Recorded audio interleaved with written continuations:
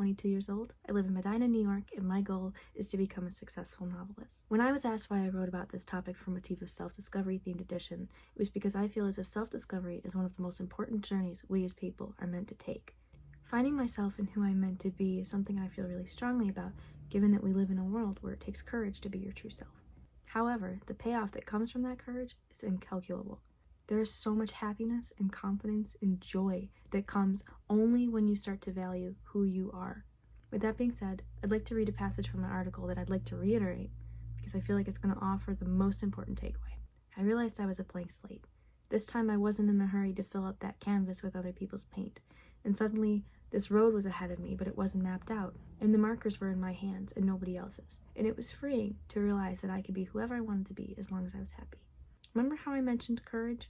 It's because it can be frightening to look at this entire map in front of you. It takes courage because you realize that it's up to you now. It's up to you to realize what makes you happy and to lead for yourself rather than letting other people lead for you. And even though that can be scary, it's also the most rewarding. You finally feel comfortable in your own skin, and it's like the sun comes out. Once I realized that I was allowed to be entirely myself in this world, it was like the sky gained some of its color back. And I realized that I am my oldest ally, and I will always be my oldest ally. Because I'm the only one who has to live in this world for the rest of my life with myself. Nobody else, just me. And living in this life can be really scary. I don't want to waste any of it being somebody else when I am perfectly fine the way I am. I'm not just fine. I'm exceptional. We all are. That's part of who we are in this journey, is learning to be ourselves. There will always be parts of you that you want to change. It's just par for the course.